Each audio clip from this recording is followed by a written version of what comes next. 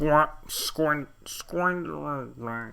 know, just a few months ago, after 3 full tests stuffed to the crust with the kind of rugby they'd play in heaven if Finn Russell got made omnipotent, I was ready to declare France against Australia the finest fixture in all of rugby. And then Australia played against Japan and we got 80 more divine minutes as two showed entirely different ways to play open, flowing, attacking rugby, and I couldn't help but to declare Japan against Australia, the new finest fixture in all of rugby. And then Australia played Scotland, two teams desperate to attack the opposition but equally eager to attack their players. Sunday's clash between the Northern Hemisphere's answer to Australia and the Southern Hemisphere's Scotland was a glorious cacophony of handbags and handling as the two slickest test teams out there with ball in hand went hooper and tongues at it. For anyone who missed it, the basic structure of this game was thus: chance, great moment of defence; fight, player restarts; chance, great moment of defence; Nick White gets told off for being a little piss boy; fight, probably involving Nick White being a little piss boy; rinse, wash, repeat until eventually a debutant hooker pulls off the finish of the season. So, look, how did Scotland pull home and pull away? And, well, okay, so people keep commenting on my recent video about the Wallabies saying they aren't reborn because they lost to Scotland, but if they were reborn, right, that would mean that they're a baby, and it's really easy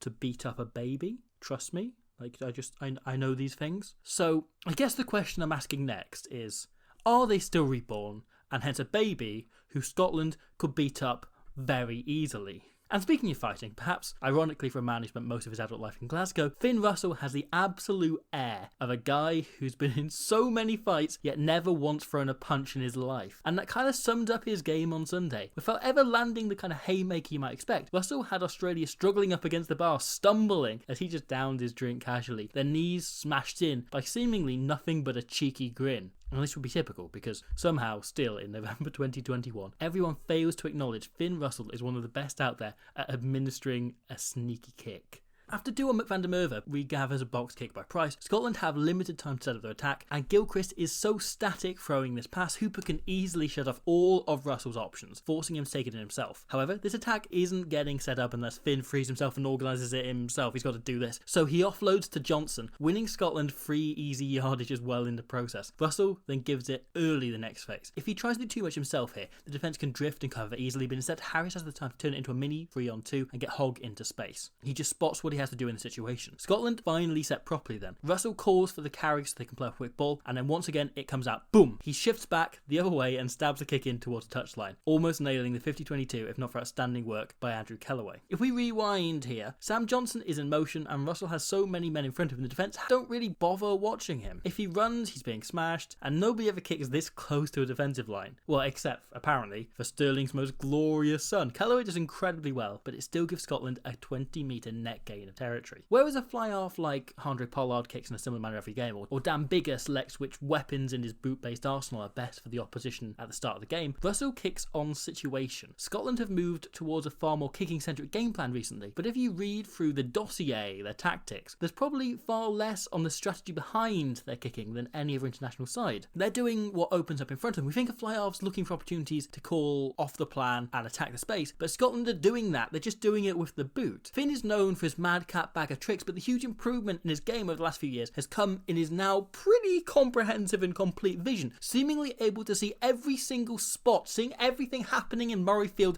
at all times, and probably including literally right now, be it Kellaway a yard out position, or here Scotland juicing Australia for a penalty, and Finn shapes the kick until he notices O'Connor and Paisami have failed to communicate what they're doing in defence. O'Connor advances, Paisami sends off to drift, and Russell spots this gap, this overlap it creates. However, Paisami adjusts well, thundercunting into Johnson and making him rush the pass, buying Australia time. By the time the ball gets out to the extra man, the Wallabies have drifted to cover, except Paisami, here, getting back to his feet and running around to get into line. Now, being omnipercipient, Russell spots the disgusting thing your cousin is doing in row 16A, and then Paisami and points to him. Scotland are going to target him. By the time the ball leaves the ruck, Australia have sorted all but the last 15 metres of the defence, and by the time the ball gets wide, they've sorted that too. But Paisami has haired it across and not time to take in his surroundings. If he just waits and drifts, they contain Hogg here. Instead, he goes for the hero tackle, and again, misses him, letting Stuart Hogg break down the left, finding Price on support, who then returns it to Van der Merwe, only for Fajanga to commit a lovely professional foul and kill the move but give Scotland the penalty. Or here, Chris Harris executes the space really nicely and Scotland get going forward fast. Russell lurks at the back the next phase but doesn't call the ball to himself, instead lets them set up so he can stand at 10 the next phase. Falau Fajanga spots him, lines him up, points to him, and Russell notices in turn. He makes himself as easy and obvious a target as possible, inviting the hooker into his face so he can just flick the ball outside him and take out several defenders at once instead, the pod clearing out and granting quick ball. Australia flew up so aggressively the previous phase, it's tricky to set up for that 2 phases in a row unless you make a dominant shot, and so they're unaligned, meaning one dummy runner is enough to put Johnson on the outside and into the 22, linking up with Ali Price, who almost gets in for the try. Russell's job, right, if we go back, once the initial break is made, is just take care of these defenders so his fellow backs can just pick off their opposite men one by one, and he plays it over 2 phases perfectly to open them up. Australia, on the other hand, were far less adaptive. It was an odd attacking performance by them. The team who normally like to strike to really hit on 4-4 fifth phase once the defence starts to disorganise, but they're still cool and collected. Yet they didn't have a single attack until the final 10 minutes that hit phase 5. Part of that is just credit to Scotland's defence, breakdown and game management, but the other part is a little more detailed.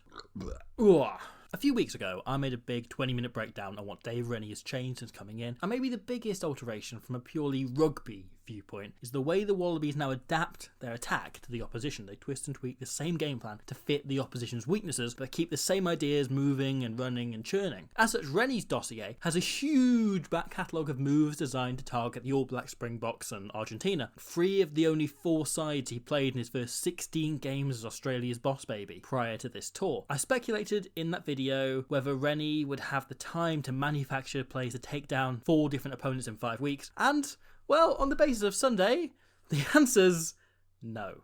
Australia at Murrayfield felt like a clip show episode from a sitcom. Instead of coming up against anything new to target Steve Tandy's defence, Rennie flicked back through for some of the best moves they used against other Sanzal teams and let his side reminisce as they ran them instead. You may remember this move used repeatedly against South Africa because of how their defence folds in on itself behind the main point to cover the wing. Yeah, well, Scotland come out as a kind of arrowhead, so all you're doing is running into a different part of that very sharp rock. You're running into a different part of the arrow. It doesn't work. There's also a few occasions of them targeting the number 13 channel, which worked against Argentina, who put a lot of pressure on the outside centre to make decisions. They didn't realise that poses less of a problem for Scotland than any other team in the world, thanks to one thing no other team in the world has: an outside centre with a 2-1 in architectural technology from Northumbria University. Australia run a crash ball in midfield to generate momentum, yes, but this also splits the Scotland defence in 2. This side defended by forwards, this side pretty much just backs. Fajanga and Valentini take Russell and Ritchie out the game, and from here it's a 5-on-3. Idea is Johnson comes in on O'Connor waits for Harris to take either Paisami or Bataya, then passes to the other one who fixes Graham, leaving Kellaway and Wright 2-on-1 with the fullback. However, they don't bank on Chris Harris, who pulls back whilst remaining connected to the line. His body is directly between Paisami and Bataya's lines, but eyes on O'Connor. He lines up to hit either one of these, then rallies and harries the moment the pass goes, making the tackle on the winger, effectively covering the ball carrier and both his passing options single-handedly. This is a 5-on-3, but when the defence have a centre who's able to come mark, just be able to cover 3 men, you never really stand a chance in that kind of situation. Chris Harris is 3 defenders in the same place. It's unfair. And yet we did see Australia pull 1 or 2 moments that could have worked. The forwards and Paisami scream forward here. Scotland have come up to stop them, only for Lil Piss Boy to drop it on the boot and dink it in behind. Half a yard less on this kick, and Paisami is away. It's a lovely kick that will work against all 3 of the defences they're playing in Europe if those defences aren't careful, with Scotland themselves having already highlighted this to create a lovely try by Darcy Graham against Wales earlier in this year. With their analysis moves not working, Australia instead looked their best when they kept things simple but played at a breakneck, really quick pace. This is so simple. Parise is stood behind the scrum but wraps around late and targets Price, not just Scotland's smallest man, but a guy rushing to make up the ground left empty on the inside of Russell. This leaves him perhaps less prepared to make the tackle, and then Hooper just outright knocks the 9 off the ball, letting Parise stumble further forward, well over the gain line. The 2 centres step over, but no clear out is really necessary unnecessary. The Scottish backs are in position, but the forwards are still getting back up from the scrum, and so scrambling to just get onside, never mind aligned. But the ball is too fast. The pass fizzed flat across to Rob Liotta, the mustachioed king of being a little piss boy, giving the big lad something else to put on his website. Really great line, really great finish. Because rugby,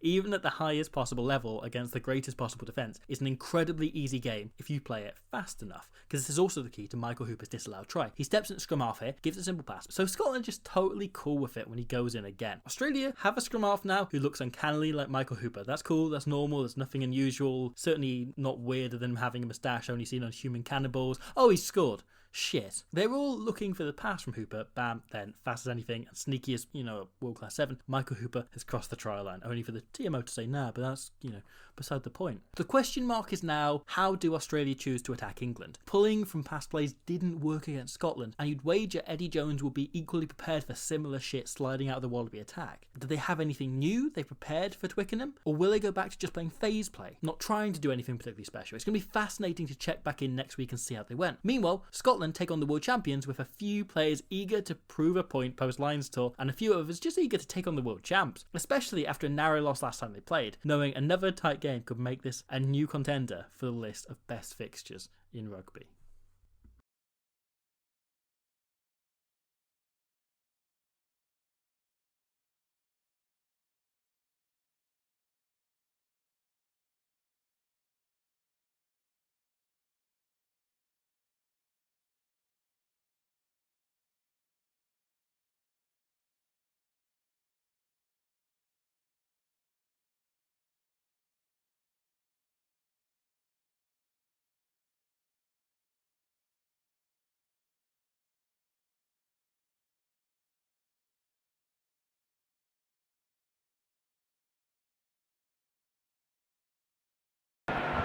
You can't be serious. I am serious. I am serious, Michael.